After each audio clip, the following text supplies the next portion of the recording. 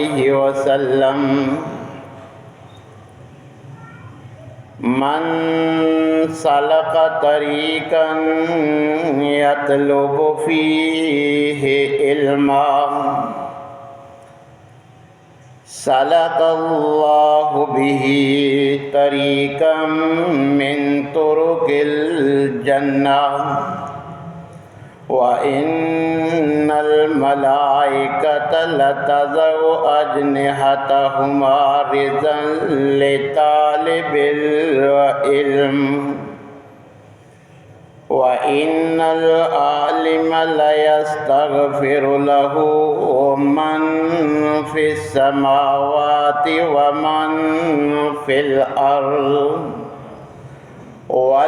والحیتان فی جوف الماء وقال النبی صلی اللہ علیہ وسلم من سلک طریقا یلتمس فیہ علما سہل اللہ لہ بہ طریقا الی الجنہ وقال رسول اللہ صلی اللہ علیہ وسلم من خرج فی طلب العلم فهو فی سبیل اللہ حتی یرجع۔ تمام قسم کی تعریفات مالک العلام ذو الجلال والاکرام وحدہ لا شریک، مالکی کائنات اور خالقی ارض و سما کے لیے لاکھوں کروڑوں درود و سلام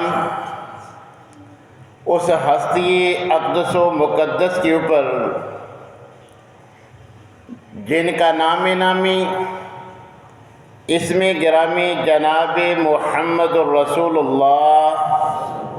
صلی اللہ علیہ وآلہ وسلم ہے۔ سامعین محترم، ہم جس دین کے پیروکار ہیں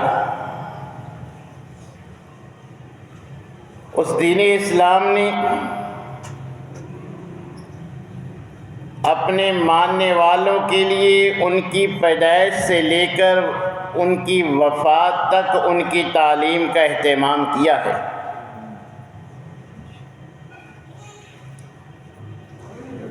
اور زندگی میں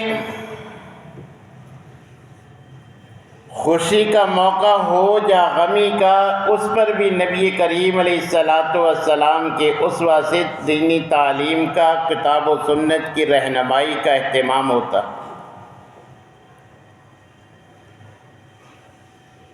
اور اسی وجہ سے اللہ تبارک و تعالی نے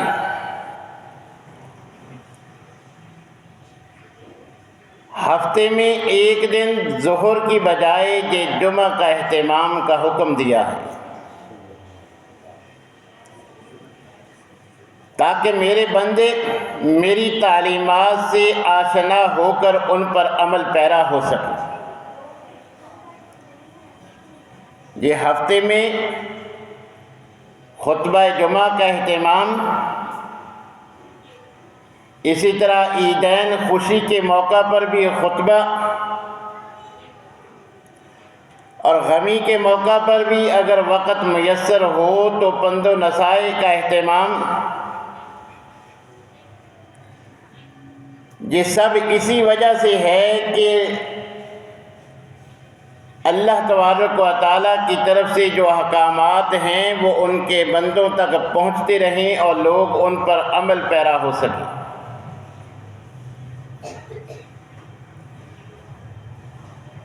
علم کی اہمیت کا اندازہ اس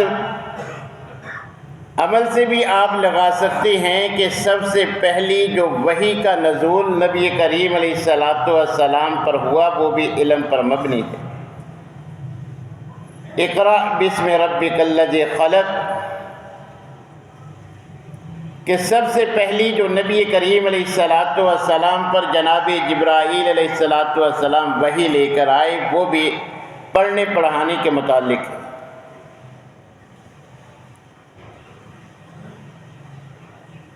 جب تک انسان کو علم اور معرفت نہ ہو اس وقت تک نہ تو دنیاوی لحاظ سے کسی رشتے کا تعارف ہو سکتا ہے، اس کی پہچان ممکن ہے، نہ ہی اللہ تبارک و تعالیٰ کی معرفت اور اللہ کی عبادت کا رنگ ڈھنگ بندہ سیکھ سکتا۔ عبادت سے قبل بھی علم کا ہونا ضروری ہے۔ اسی لیے اللہ تبارک و تعالیٰ فرماتے ہیں فَعْلَمْ أَنَّهُ لَا إِلَٰهَ إِلَّا اللَّهُ، اے محمد صلی اللہ علیہ وسلم پہلے آپ جان لیجئے کہ اللہ کے علاوہ کوئی اور الہ نہیں۔ جاننے کے بعد پھر اسی کی آپ نے تبلیغ اور اسی کے مطابق آپ کا عقیدہ اور عمل ہوگا۔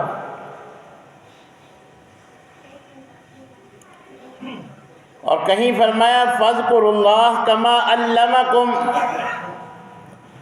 مَا لَمْ تَكُونُوا تَعْلَمُونَ، کہ تم نے اب میرا ذکر، میری عبادت اس انداز میں کرنی ہے جیسے تمہیں سکھلایا اور بتلایا گیا،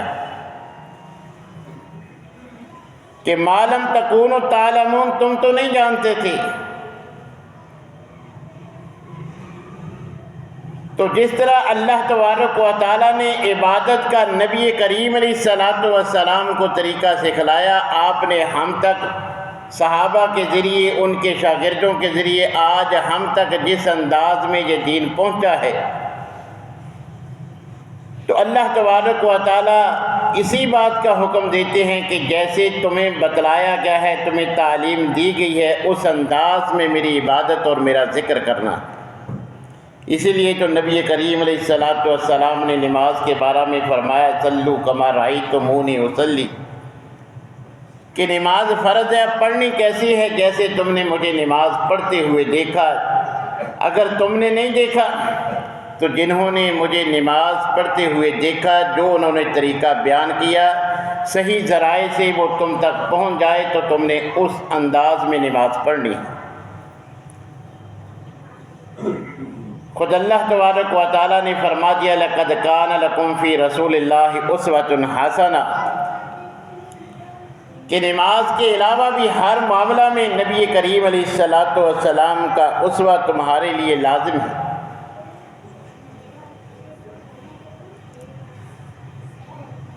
اور علم، جو حقیقی علم جسے علم کہا جاتا ہے، وہ صرف کتاب و سنت کا علم ہے، اور جسے آج ہم علم سمجھ بیٹھے ہیں وہ علم نہیں بلکہ فن ہیں، وہ فنون ہیں۔ دنیا کمانے کے لیے جو ہم فن حاصل کرتے ہیں اسی کا نام ہم نے جو ہے وہ علم رکھا ہے۔ حقیقت میں دنیا کمانے کے لیے جتنی چیزیں ہم سیکھتے ہیں وہ علم نہیں، علم صرف قرآن اور نبی کریم علیہ الصلاۃ والسلام کے فرمان کا نام ہے۔ اسی کے بارے میں اللہ تبارک و تعالیٰ نے نبی کریم علیہ الصلاۃ والسلام کے ذریعے ہمیں سیکھنا ہم پر لازم قرار دیا۔ نبی کریم علیہ الصلاۃ والسلام نے فرمایا کہ طلب العلم فریضۃ علی کل مسلم، کہ علم کا حصول، علم حاصل کرنا جتنا عبادت کے لیے ضروری ہے، اللہ کے احکام پر عمل پیرا ہونے کے لیے جتنا کتاب و سنت کا علم ضروری ہے، اتنا علم سیکھنا ہر مسلمان مرد و عورت پر فرض ہے۔ مگر ہم اس کو ذرا اہمیت نہیں دیتے، جس کا نتیجہ یہ ہے کہ ہم سال ہر سال سے نماز پڑھتے آ رہے ہیں، مگر نبی کریم علیہ الصلاۃ والسلام کے طریقے کا نہ ہمیں علم ہے نہ ہم وہ طریقہ اختیار کرتے۔ یہی حال باقی عبادات کا ہے کہ ہم ان کے مسائل سیکھنے ضروری نہیں سمجھتے، اس لیے دیکھا دیکھی جو انداز ہم نے جو ہے وہ کسی کا دیکھا اسی کو اپنا کے اسی انداز میں وہ عبادت وہ عمل کرنا شروع کر دیا۔ حالانکہ نبی کریم علیہ الصلاۃ والسلام نے فرمایا کہ اس کا علم حاصل کرنا، طریقہ صحیح معلوم کرنا ہر مسلمان مرد و عورت پر فرض ہے۔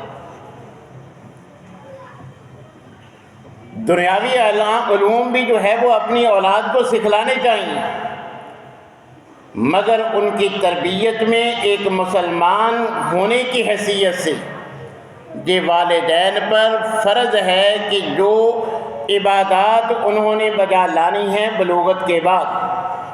جو عبادات بالغ ہونے پر کسی بچے یا بچی پہ فرض ہوتی ہیں، ان کا مکمل طریقہ ان کو کتاب و سنت کی تعلیمات سے اتنا کتاب و سنت کا علم ان کو سکھلانا کہ ہمارے اوپر فرض ہے۔ خلاصتاً یہ سمجھ لیں کہ ہم یا ہماری اولاد جو ہمارے اوپر عبادت فرض ہے اس کا مسنون طریقہ ہمیں آنا ضروری ہے، وہ سیکھنا ہمارے اوپر فرض ہے۔ اور نماز میں چونکہ قرات بھی ہم نے کرنی ہے تو جتنا قرآن ہم نماز میں پڑھیں گے اتنا ہمیں اور ہماری اولاد کو صحیح پڑھنا سیکھنا فرض اور ضروری ہے۔ ہم دنیاوی تعلیم کے لیے تو اپنا خون پسینے سے کمایا ہوا مال جو ہے وہ خرچ کرتے ہیں کہ یہ دنیا میں آگے بڑھیں، یہ دنیاوی فنون تو ہم سکھلاتے ہیں کہ اسکول پہ ہی انہیں سارنی کر کے 60 ٹیوشن کا اہتمام کرتے ہیں، مگر دین کے بارے میں ہم نہ صرف اپنی اولاد کے بارے میں بلکہ اپنے بارے میں بھی اسی سستی کا شکار ہیں۔ سال ہر سال سے جو نماز پڑھتے ہیں کبھی ہم نے غور نہیں کیا کہ یہ طریقہ صحیح بھی ہے کہ نہیں۔ وضو کرتے ہیں، وضو کا طریقہ سال ہر سال سے وضو کرتے آ رہے ہیں، حالانکہ معمولی سے سستی سے وضو نہیں ہوتا، اور وضو صحیح نہیں ہوگا تو نماز نہیں ہوگی، ساری عبادت جو ہے وہ ضائع۔ مگر کبھی ہم نے اس کو اہمیت نہیں دی۔ تو نبی کریم علیہ الصلاۃ والسلام نے فرمایا کہ عبادت کے لیے جتنا علم ضروری ہے اتنا سیکھنا ہر مرد و عورت پر فرض ہے، جس کا ہمیں اہتمام کرنا چاہیے۔ ہاں اگر اس سے بڑھ کر کتاب و سنت کا علم حاصل کریں گے تو اس کی فضیلت جو ہے وہ زیادہ ہے، مگر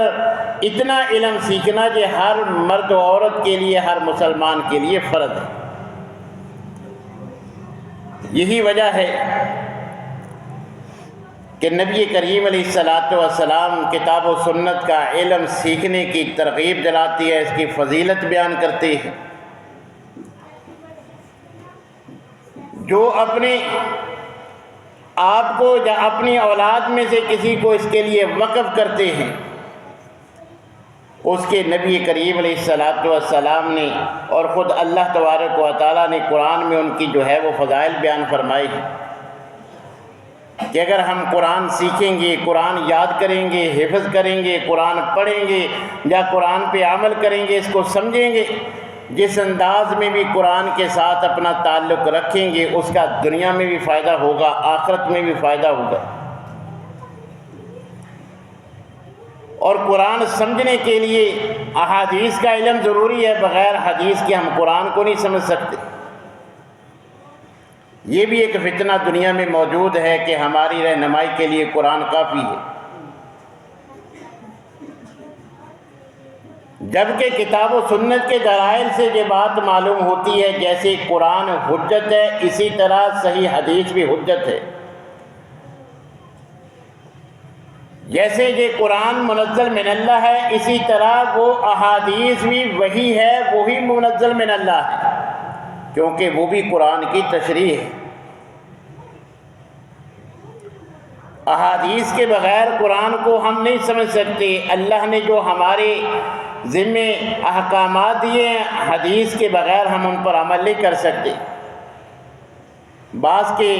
تفصیلات یا کچھ مسائل اللہ نے قرآن میں بیان کر دیے، اکثر کے جو ہے وہ صرف احکامات ہیں، ان کا طریقہ کار اور ان کے باقی مسائل قرآن میں مذکور نہیں۔ نماز کا حکم ہے، اب نماز پڑھنی کب ہے، پڑھنی کیسے ہے، یہ قرآن نے بیان نہیں کیا، بلکہ فرما دیا لقد کان لکم فی رسول اللہ اسوۃ حسنہ۔ اسی طرح زکوٰۃ، حج اور دیگر جو ہے وہ عبادات کے احکامات ہیں، بعض کی جو ہے وہ بعض مسائل بھی ذکر فرما دیے، باقی سارا جو ہے وہ نبی صلی اللہ علیہ وسلم کی اسوہ پہ چھوڑ دیا۔ تو جب تک احادیث کو حجت نہیں سمجھیں گے، احادیث کا علم حاصل نہیں کریں گے، ہم قرآن پر بھی عمل نہیں کر سکتے۔ جیسے قرآن کا علم ضروری ہے، اسی طرح حدیث کا علم بھی ضروری ہے، اور حقیقی علم یہی ہے۔ انہی کے علم رکھنے والے کو عالم کہتے ہیں۔ اس کے علاوہ دنیاوی لحاظ سے کتنی بھی ڈگریاں لے لیں مگر وہ عالم نہیں، وہ جاہل کا جاہل ہی ہے۔ اور اللہ تبارک و تعالیٰ نے قرآن کریم میں جو اہل علم کے فضائل بیان کیے ہیں، اس سے مراد بھی یہی علم ہے۔ اللہ تبارک و تعالیٰ نے فرمایا انما یخشی اللہ من عبادہ العلماء، کہ اللہ سے حقیقی طور پر ڈرنے والے اللہ کے بندوں میں سے کتاب و سنت کا علم رکھنے والے علماء ہیں۔ تو اس سے یہی علم کتاب و سنت کا مراد ہے، دنیاوی فنون نہیں۔ اسی طرح یرفع اللہ الذین آمنوا منکم والذین اوتوا العلم درجات، یہ جو درجات کا ذکر ہے یہ بھی انہی علماء کے لیے، اور یہ جو فضیلت بیان ہوئی ہے قل هل یستوی الذین یعلمون والذین لا یعلمون، اس سے مراد بھی یہی اہل علم ہے۔ اور نبی کریم علیہ الصلاۃ والسلام نے یہ علم سیکھنے والے کے فضائل بیان کرتے ہوئے فرمایا کہ من سلک طریقا یطلب فیہ علما، کہ جو دنیاوی فنون کی بجائے دین کا علم، کتاب و سنت کا علم سیکھنے کے لیے جو ہے وہ اس نیت اور ارادے سے گھر سے نکلتا ہے، سلک اللہ بہ طریقا من طرق الجنہ، وہ تو کسی مدرسہ کے راستے پہ نکلا ہے، اللہ اسے جنت کے راستے پہ ڈال دیتے ہیں۔ اور اب یہ جو کسی سکول مدرسے کی بجائے کسی دنیاوی تعلیم کے مرکز میں جانے کی بجائے قال اللہ اور قال الرسول پڑھنے کے لیے گھر سے نکلتا ہے، اب یہ عام دنیاوی طالب علم نہیں، اس کا مرتبہ اور مقام ان سے کئی درجے زیادہ ہے۔ عام سکول کالج کا رخ کرنے والا، اس کی یہ فضیلت نہیں، وہ دنیا کمانے کے لیے، دنیا میں جو ہے وہ مقام حاصل کرنے کے لیے، دنیاوی فنون سیکھنے کے لیے جا رہا ہے، مگر اسی گھر سے اسی کا بھائی، اسی کا جو ہے وہ بیٹا، اسی گھر سے جو کسی دنیاوی تعلیم کے مرکز کی بجائے دین کا علم سیکھنے کے لیے نکلتا ہے، تو نبی کریم علیہ الصلاۃ والسلام نے فرمایا وَأَنَّ الْمَلَائِكَةَ لَتَضَعُ أَجْنِحَتَهَا، کہ یہ جو دین کا اللہ اور اس کے رسول کے فرامین سیکھنے کے لیے، دینی علم سیکھنے کے لیے گھر سے نکلتا ہے،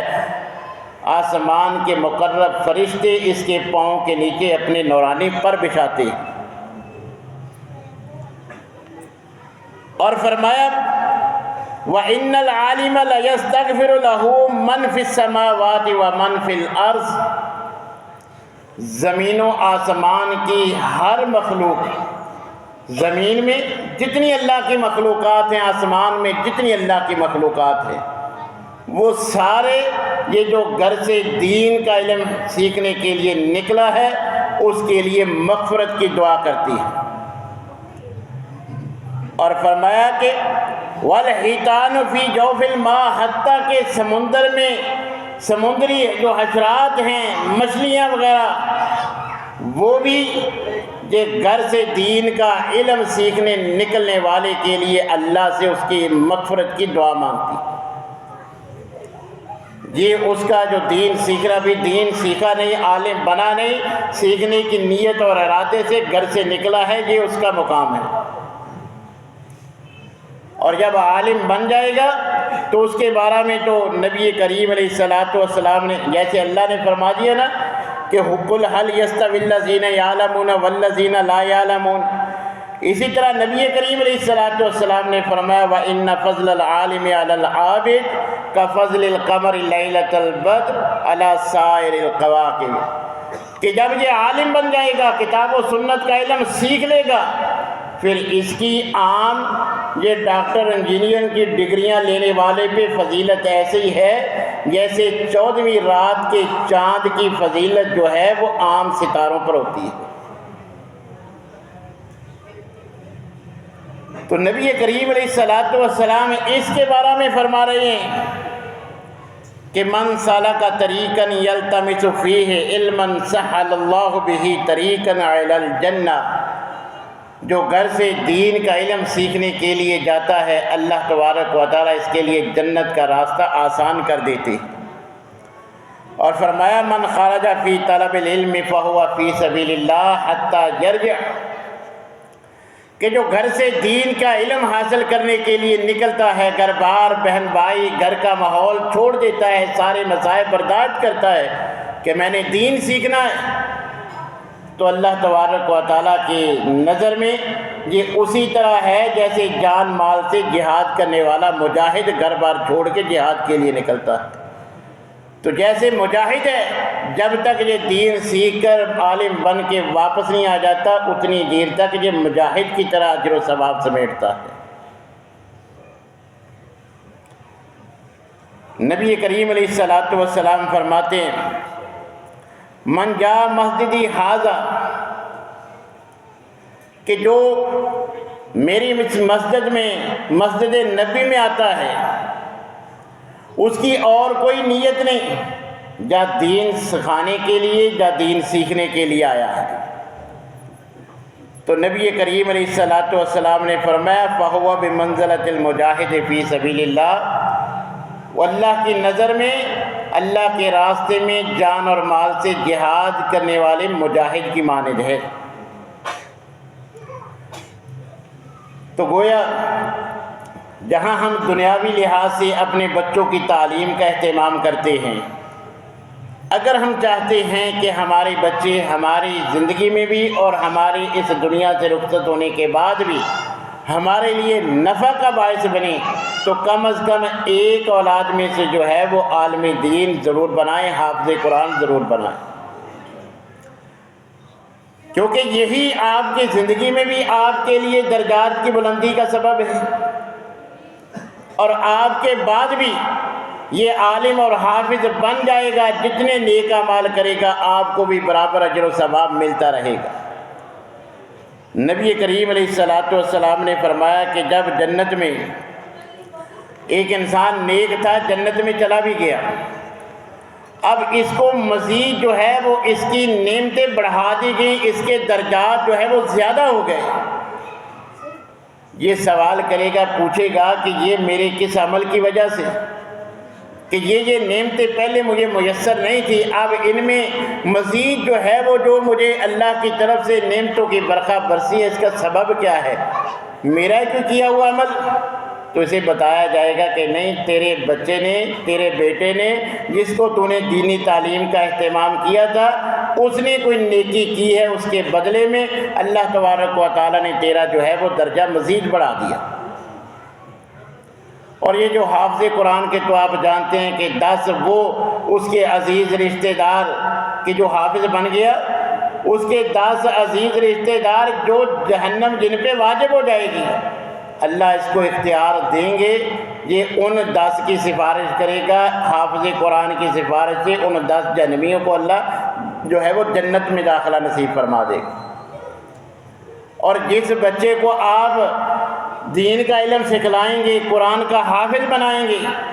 نبی کریم علیہ الصلوۃ والسلام نے فرمایا ان کے والدین کو جنہوں نے بچے کو قرآن کا حافظ بنایا، اللہ اسپیشل پروٹوکول دیں گے، ان کو جبے پہنائے جائیں گے، وہ عام لباس نہیں ہوگا۔ ان کی چمک کا اندازہ اس بات سے لگائیں کہ نبی صلی اللہ علیہ وسلم نے فرمایا حافظ قرآن کے والدین کو جو لباس پہنایا جائے گا ان کی روشنی سورج کی روشنی سے زیادہ ہوگی۔ اور ان کے لباس کے بارے میں فرمایا کہ جو ان کو لباس حافظ قرآن کے والدین کو پہنایا جائے گا وہ دنیا میں جو نفع کی چیز ہے وہ ساری اکٹھی کر لی جائیں وہ اس سے زیادہ بہتر ہوگی۔ یعنی دنیا میں ہر نفع کی چیز سب یکجا کر کے اس کا مقابلہ نہیں کر سکتی کہ جو حافظ قرآن کے والدین کو اللہ جنتی لباس پہنائیں گے۔ تو آج جس طرح آپ جانتے ہیں کہ اپریل میں یہ جو ہے وہ دنیاوی تعلیم کا بھی جو ہے آغاز ہوتا ہے اسکول کالج میں، اسی طرح جو دینی تعلیم کے مدارس ہیں ان میں بھی عید الفطر کے بعد شوال میں یعنی اسی مہینے میں آج کل جو ہے وہ داخلوں کا آغاز ہے، داخلے ہو رہے ہیں۔ تو جہاں ہم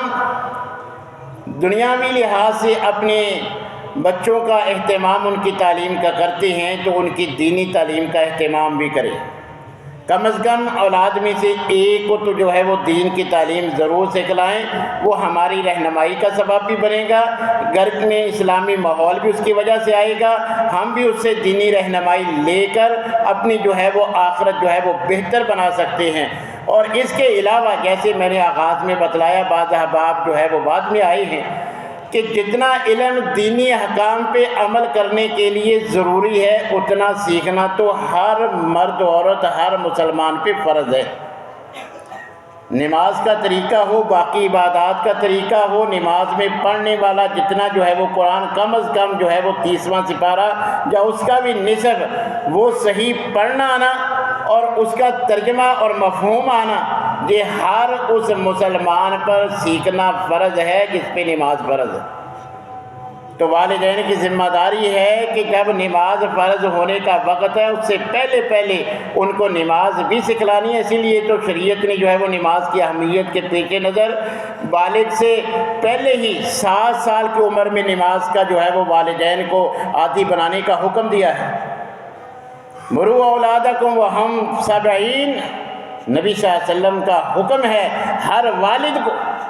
کہ اولاد میں سے بچہ ہے بچی ہے جب وہ 7 سال کا ہو جائے تمہاری ذمہ داری ہے، تمہارے اوپر فرض اور واجب ہے کہ تم نے اس کو نماز کا حکم دے کے نماز پڑھانی ہے۔ اگر 10 سال کا ہو جائے، عمومی طور پہ 10 سال کا بچہ بالغ نہیں ہوتا اور شرعی سارے احکام جو ہیں وہ بلوغت کے بعد فرض ہوتی ہیں، مگر نماز کی اہمیت کے پیش نظر 10 سال کا اگر بچہ یا بچی گھر میں موجود ہے نماز نہیں پڑھتا تو ہمیں سختی سے اسے نماز پڑھانے کا حکم ہے۔ ہم مجرم ہیں، گناہ گار ہیں، ہم سے باز پرس ہوگی اگر بچوں کو نہ نماز سکھلاتے ہیں نہ نماز کا حکم دیتے۔ مگر ہماری حالت کیا ہے کہ جن کی کھیلنے کی عمر ہے ان کو مسجد میں لے آتے ہیں، جو گھر میں موبائل پہ کمپیوٹر پہ بیٹھے ہیں ہم کہتے ہیں کہ اب بڑے ہو گئے مانتے نہیں، کیا کریں۔ تو یہ 7 اور 10 سال کے بچے کو آپ نے مسجد میں لازماً لانا ہے، مگر جن کو ہم لے کر آتے ہیں یہ ہماری بھی نماز ڈسٹرب کرتے ہیں، خراب کرتے ہیں۔ یہ جو بچے ہیں پہلے ان کی تربیت کریں۔ ٹھیک ہے مسجد میں بچے لانے کا یہ لے آئیں، مگر نبی صلی اللہ علیہ وسلم کے دور میں اگر بچے ہوتے تھے بچے کی مائیں بھی جو ہیں وہ بھی ساتھ مسجد میں فرضی نماز میں بھی حاضر ہوتی تھی، گھر میں کوئی موجود نہیں ہوتا تھا۔ مگر اب صرف 1-2 آدمی جو ہے وہ مسجد میں آتی ہیں، گھر کے سارے بچے ساتھ اکٹھے ساتھ لے آتے ہیں، باقی سارے گھر والے موجود ہوتے ہیں۔ حالانکہ نبی صلی اللہ علیہ وسلم کے دور میں جن احادیث سے یہ بات ملتی ہے نا کہ بچہ رونے کی آواز، جو دلائل ہیں کہ بچے مسجد میں آ سکتے ہیں وہ مردوں کے ساتھ نہیں تھے، عورتوں کے ساتھ تھے۔ بہرحال پہلے ان کی تربیت کریں، یہی ہمارے بچے ہیں۔ اسکول میں ایک عمر کے ایک ہی کمرے میں 25-30 بچے بیٹھتے ہیں، سب کی عمریں یکساں ہیں مگر کوئی شور شرابہ نہیں ہوتا۔ ان 30 بچوں میں سے صرف 3 مسجد میں آ جائیں تو ساری مسجد کا جو حال ہے وہ آپ کے سامنے، کیوں وہاں تربیت ہوتی ہے، وہاں کوئی کاغذ نہیں پھینکتا، کیوں؟ وہاں ان کو میڈم نے بتلا دیا ہے کہ جہاں کسی کی آواز آئی تو اس کا حشر کیا ہوگا۔ یہ ایک جیسی ساری عمر کے ہوتے ہیں مگر وہاں کوئی شور شرابہ نہیں، مگر وہی بچے مسجد میں آتے ہیں، ہم نے ان کو بتایا نہیں کہ کہاں جا رہے ہیں۔ کسی کے مہمان جاتے ہیں تو سکھلا کے جاتے ہیں کہ کیسے تم نے وہاں رہنا ہے، کوئی مہمان آئے پھر بھی ان کو جو ہے وہ ٹیوشن دیتے ہیں کہ تم نے جو ہے وہ اس کمرے میں نہیں آنا ہے، ایسے نہیں کرنا، یہ نہیں کرنا، مگر مسجد میں لانے کے لیے کبھی ہم نے ان کو مسجد کے آداب نہیں سکھلائے۔ پہلے ان کی تربیت کریں، ان کو لائیں، اچھی بات ہے۔ اب اس وقت آپ لاتے ہیں جب بچے پڑھنے کا اہتمام ہوتا ہے، اس وقت مسجد میں آپ ان کو نہیں بھیجتے۔ ان کی پہلے تربیت کے لیے جب مسجد میں تعلیم کا اہتمام ہے، ان کو نورانی قاعدہ قرآن جو ہے وہ پڑھنے کا، ناظری کا اہتمام ہوتا ہے، اس وقت جو ہے کہ بچے نہیں آتے۔ جب وہ وقت ختم ہو جاتا ہے نماز کے وقت، آپ کے ساتھ جو ہے وہ دوڑتے چلے آتے ہیں۔ تو بہرحال کم از کم ایک بچہ جو ہے وہ حافظ اور عالم بنانے کی ہمیں کوشش کرنی چاہیے۔ اس سے ہمیں دنیا میں بھی برکت ملے گی اور آخرت میں بھی ہماری نجات کا، جنت میں جانے کا سبب بنے گا، اور ہر خود کو بھی اور اپنی ہر اولاد کو بھی جو ہے وہ اتنا دین کا علم ضرور سکھلائیں، اس کا اہتمام کریں۔ نماز کی کتابیں اور ان مسائل کی کتابیں بھی اسی طرح ان کو خرید کے دیں جیسے ہزاروں روپے کی وہ کتابیں ان کو دنیاوی تعلیم کی خرید کے دیتی ہیں جو چند ماہ بعد جو ہے وہ ردی میں بیچنی پڑتی ہیں، ان پہ آپ ہزاروں خرچ کرتے ہیں۔ بچے نے نماز پڑھنی ہے، نماز کے مسنون طریقے والی آپ نے جو ہے وہ چند سو کی اس کو کتاب کبھی خرید کر نہیں دی، تو جو چند مہینے بعد آپ ردی بیچتے ہیں اس پہ جو ہے وہ ہزاروں خرچ کرتے ہیں۔ تو ہمیں اپنی دنیاوی تعلیم کے ساتھ ساتھ بچوں کی دینی تعلیم کا بھی اہتمام ضرور کرنا چاہیے۔ اللہ تبارک و تعالیٰ میں ہر معاملہ میں کتاب و سنت کی